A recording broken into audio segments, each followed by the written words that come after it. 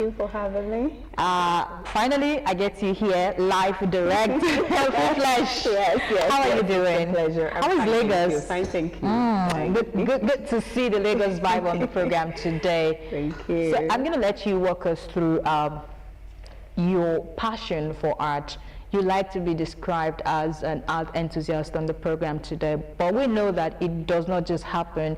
You know, it must be it came first as a thought, passion, love, then you nurtured it, and years later, this is where you are on the program promoting art. So how did it start for you? What was that love connection between you and art? Okay, so my first introduction to art was from a painting we used to have in our house growing up. That painting was done by my uncle, and then he is an artist. In fact, I have like two uncles who are artists. I have a cousin who is an artist, so it's like in the blood. So I also got to realize that I'm drawn to anything artistic, and apart from loving it, I also find it easier to express myself through art. Now, there are different forms of art. When you're talking about, okay, apart from training to be a lawyer, I had to go ahead, like divert and go to fashion school to learn to be a fashion designer. And then my mom, they didn't quite understand, but they were like, okay, if that's what you want, because it's a far cry to like two extreme ends. So what's your interest in that? But I just loved it, you know.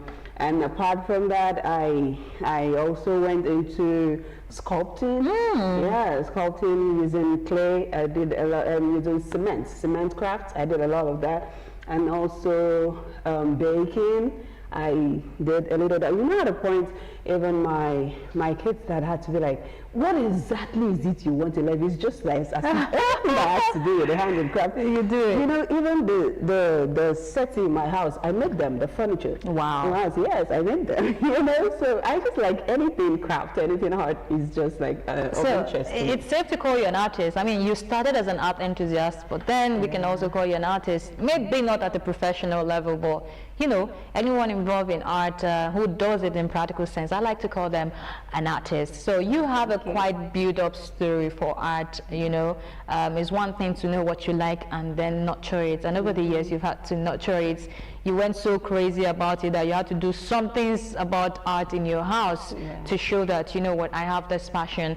We're taking a close look at the role of art in humanity. I'm going to request that we have that on the screen, and it's such a beautiful topic to discuss on the program today, the role of art in humanity. And we know we can link it down to a lot of things, but for you with personal experiences, I want you to walk us through this particular topic. You know, when we're talking about humanity is you, me, every other person, every living thing, and not living thing as per se, you know, doing the right thing to make the world a better place. Exactly. So when we're talking about the role of art in restoring human dignity, now, before we can talk about the restoration, that means there's a problem. So what is the problem we want to fix? We have lots of human rights breaches, and then even interpersonal relationship between people. You know, there's a degree of respect you should have for the other person. It is lacking. We have different forms of violence, one person to the other. Particularly, I would even like to just focus on gender-based violence, because we are in the month of November, and that is when we do awareness on human rights, on gender-based violence, which is going to start on the 25th of November. So when we're talking about restoring this human dignity and the role art has to play in that, I would like to attack it from the social aspect and the individual aspect. Now, from the social aspect of it, when we want to restore humanity, we need to first get an awareness that there is a problem. They said the realization that there is a problem is like that's like 15% a way to get the problem fixed. Realization that there is a problem, like the problem is 50% fixed. Now, the realization needs to bring it down to people, needs an awareness. On heart, is a form of expression that almost everybody can relate with. So I can enter a particular room and then speak all the English I can speak and then say all the jargons, and then some, maybe just 10%, 20% of the people would be able to understand what I'm saying, you understand. But when you use heart to relate, to get this message out, it is easier for other people to relate with it. Art has a way of reaching down to the empathic side of people, you understand, and that is why it's a beautiful weapon to use. You know, even where we met, you know, it was at a program at Alliance Concert, yes, where art is being used to make awareness on gender-based violence. So art can do that, and then I also have this program coming up. It's a art competition. I'm working in partnership with other organizations. It's a competition, it's an art competition for kids. And our focus is on the planet, restoring the planet. You know, when we talk about environmental rights, we have, you know, the right to live in a safe society,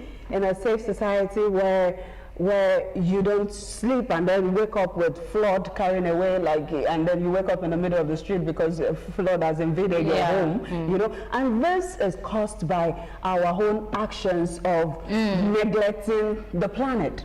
So making this awareness, we are doing that through the use of art. All right, to talk to people. But we're going to elaborate more in practical sense all that you have mentioned. But we'll just go on this quick break, and when we return, we'll bring you more conversation on the topic, the role of art in restoring humanity. Please stay with us. We'll be right back.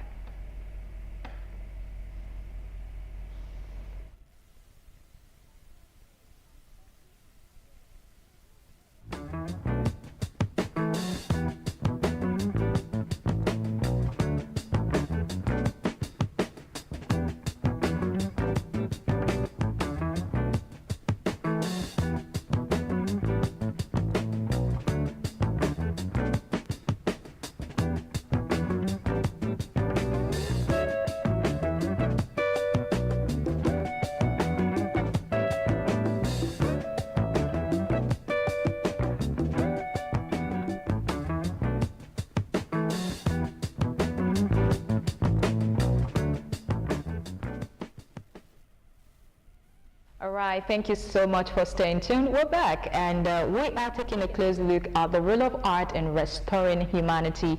We still have with us Abeokuta DFA, who's been taking us through what it means to use art to preach messages about humanity. But you did mention that before you talk about preaching humanity through art, there is a problem in the society, and then there is now need to use art to fix it. Exactly. And you made mention of the way we handle the environment in terms of refuse dump. You also made mention, there was a part you made mention of domestic violence.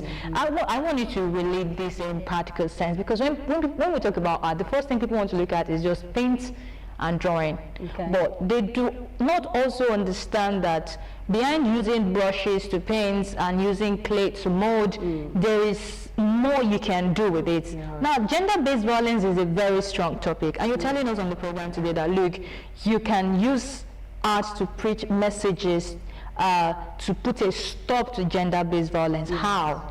Yes, okay. Talking about using art to put a stop to gender-based violence, number one is by creating an awareness. You know, like I mentioned, that exhibition we attended together, and there, you know, I saw this particular artwork that I was really drawn to, and I could really relate to it. And then it was that of a woman in chains, and then she was like, she had broken free, you know, and that is actually a lot. You know, if I should walk up to someone and try to explain, may not get it. But now seeing the picture, seeing that it's enough to pass the message down, like, okay, there's been a problem, she's been bound, she's been held down by a lot of things, and then with this, she's been able to now break free. Now, apart from awareness, art also helps, you know, I discovered that art is like a medicine that can also help to heal from gender-based violence, because I am a survivor gender-based violence, of domestic violence. Wow. And then, you know, it was in the peak.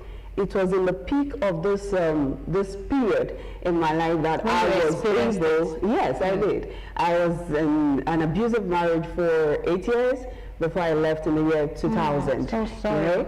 So it was in the peak of it that I could actually write a song. I've been writing songs, but I could actually write songs. I went to the studio and then I did that song and then I got the album out. You know, that was hard keeping it together, you know. And also after I left the marriage, it was a whole lot to go through, to deal with. And then I was having a nervous breakdown that was actually affecting my health, so much so that I could actually feel, sometimes I would feel like electrical waves from the back of my skull down to my spine, you know. So I knew something massive was going on and I needed assistance, but I don't want to go medical, you understand? So I decided after leaving, and then I decided to even cut away from family. I said I have to deal with this. So I moved to somewhere where I was like by myself and my kids, of course.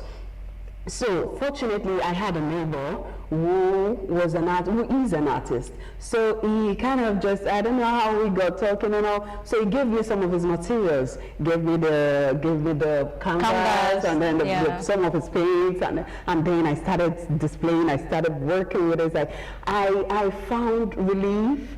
I found a lot of, how would I say, healing. I mean, I could even feel it from the way you're telling the story. It feels like, you know, it's so contagious. Like I feel that you found yourself. I did. And you know, you can imagine, within 6 months, I kind of bounced back, and then I was back. You know, it's kind of miraculous because it's hard. Something you suffered for years, just get it out. I'm not saying that I'm all perfectly okay, but at least I was able to help me through. And then I was able to now leave that shell and then now get back into purpose, come out and then start working. And then I was able to get myself together. Heart had a very huge part to play in that. You are definitely recommending this for anyone going through traumas, you know, life crisis.